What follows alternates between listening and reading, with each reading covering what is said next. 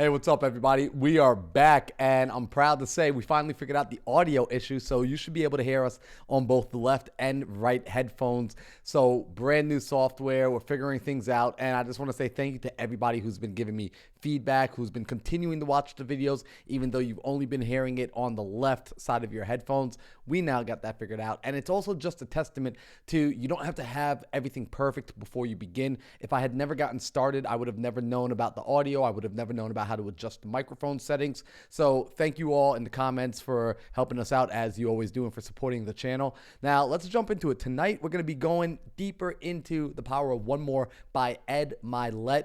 And if you're new to the channel, hang out. We're going to read through the passage first, then we're going to really break it down. I ask that if by the end of this you got some value, be sure to hit that subscribe button and hit that like button and leave a comment. So let's go ahead and jump into this. So this is intentions from the chapter 1 inside of The Power of One More. And Ed says, when our actions are based on good intentions, our souls have no regrets. Now, that's a quote he had written by Anthony Douglas Williams. So it goes on to read, I met many people who constantly beat themselves up for where they are in life instead of giving themselves credit for the intentions to move to a new identity. If this sounds like you, all you're doing is reinforcing your current identity, your 75-degree life. Do these moans sound familiar? I'd give myself more credit if I had gotten that promotion. My life is a complete mess since I got divorced 3 years ago. I'm a failure since I had to claim bankruptcy during the pandemic. You're not letting yourself up off the mat when you do this. It's a dead bang loser of an approach to life. You're not being fair to the person who matters the most, you. Thinking this way creates a downward spiral, and the farther down you spin, the harder it is to climb out and create a new identity. You'll accept frustration, you won't want to be around people, and quite frankly, most people won't want to be around you. Instead of souring life, flip the script. Tell yourself you intend to do good and serve. Then that you intend to create a thriving business and you have money in the bank. You intend to treat the people around you with care and you are worthy of a loving and caring relationship. Apply good intention to all parts of your life and then watch what happens. Your intentions will set your mind to work at creating your new identity. Your brain works on what it is told. When you tell your brain what you want to attract, it will design internal messages that will feel the good parts of who you are, and it will manifest themselves in a new identity over time. Intentions are the currency that let you make deposits in your identity bank instead of you creating a run on the bank that will eventually drive you into identity bankruptcy. Wow. So hopefully y'all are seeing why I like this book so much, because when we're talking about changing the identity, no one ever really talks about the intention. And it's not just about the result. It's about what were you intending? Why were you doing this, essentially? So let's break this down piece by piece because there's a lot here to unpack. So let's just look at this first quote, that when our actions are based on good intention, our soul has no regret. I think this matters because it's not saying that everything is always going to work out perfectly, but when you know that the reason you did something was for the right reason, that you were truly trying to make life better, that you were trying to help, that you were trying to improve your situation or someone else's situation, even if the results don't work out, you never have to sit and have regret about the way things went because your intentions were to do good. Now, obviously, you have to have some common sense, and that's what intentionality will allow you to do. It will let you do your own due diligence. You will always end up making the best decision that you possibly can in that moment based on what you know up until that moment in time. And when you know better, you'll begin to do better as long as your intentions are in alignment. Now, it continues to read, I meet many people who are consistently beating themselves up for where they are in life instead of giving themselves credit for the intention to move to a new identity. This act of really looking at your situation and saying, I should be further along, I should have already had this figured out, I should have already made this. All that's going to happen if you keep saying, I should, is you're going to should have all over yourself. And that's not doing anybody any good. Instead, start to give yourself what does he say right here?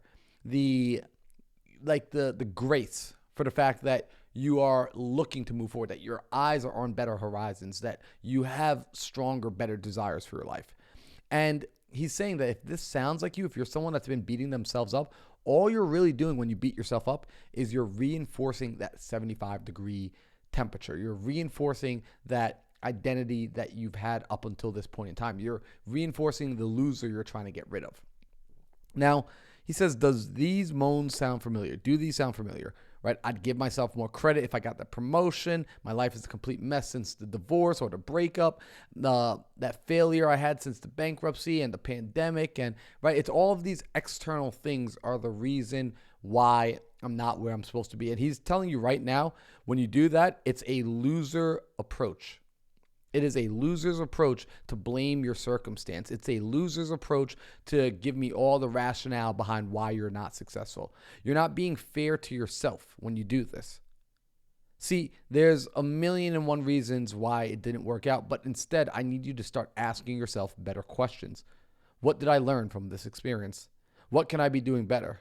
How has this shifted what my desires are?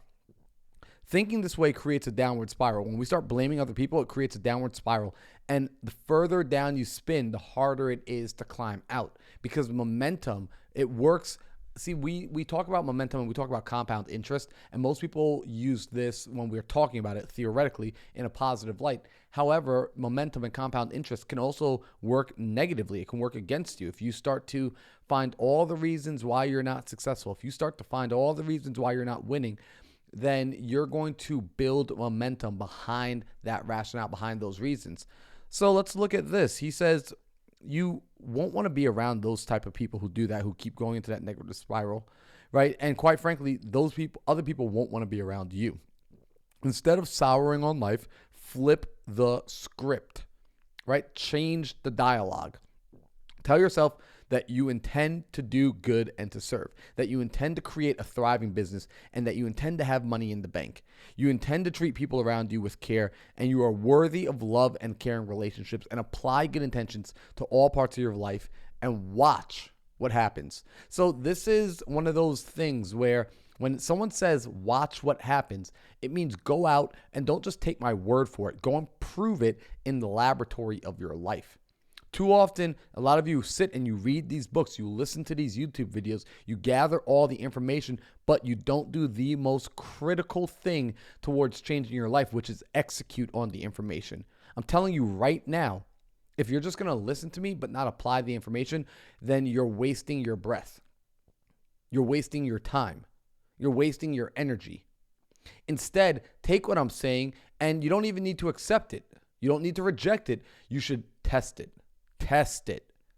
Test it in the laboratory of your life. Go and find out, does this work for you? Now, your intentions will set your mind to work at creating your new identity. Because when you start to get intentional about this, you're going to start to think about, well, who do I need to be in order to accomplish the things I want to accomplish? There has to be a level of I'm going after it, right? If I'm going to run the marathon, if my intention is to run the marathon, it starts me thinking, well, who do I need to be? I need to become a runner. I need to get running shoes. I need to get running clothes. I should probably join a running club. And we're going to start to attract into our lives the things we need because your brain, it starts to work on what it's told. When you tell your brain what you want to attract, it will design internal messages that will feed the good parts of who you are and manifest themselves into a new identity over time. It will begin to feed the good parts of who you are. So, in other words, when I start to get clear about what I want, where I want to go, why I want it, my brain goes to work for me. This supercomputer that lives up here begins to start processing data for me. It begins to start looking for things for me. It starts to transform the landscape of my internal mind, of my internal world, to help be in alignment with my new goal. So this is why intentions matter. Now, intentions are the currency that let you deposit into this new identity. Thinking about who you want to be, thinking about the direction you want to go into, you're making these deposits every day, deposits. So your new identity bank account starts to grow instead of you creating a run on the bank that will eventually leave you with the identity you don't want. You'll be identity bankrupt. So I love this because it hits home, and it's a practical way to remind yourself that your identity doesn't begin with the result. Your identity begins with the intention to change.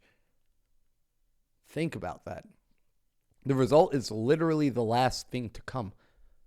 What starts first is the intention. knowing what it is you want to do, knowing who it is you want to become. An alcoholic who's 10 years sober, right? If the result is to be 10 years sober, literally, and he only has 10 years, the 10-year sober trophy that he would receive is the last thing he will receive. The first thing that has to come is he has to set the intention. He has to say, I'm going to be 10 years sober. I'm going to be sober each day. Think about where you need to begin and then begin. Think about who you want to become and then begin. So let me know if you agree with me, or maybe you think you don't agree, but leave a comment below. Let me know what you think. And just like I said, if you got value from this video, go ahead and do me a favor, smash that like button, send this out to a friend, share this with somebody who you think it would resonate with, and then be sure to subscribe yourself so that you can come back tomorrow for the newest episode. These are going to be dropped every single day. So guys, I hope you love yourselves, stay blessed by the best, and I'll see you in the next video.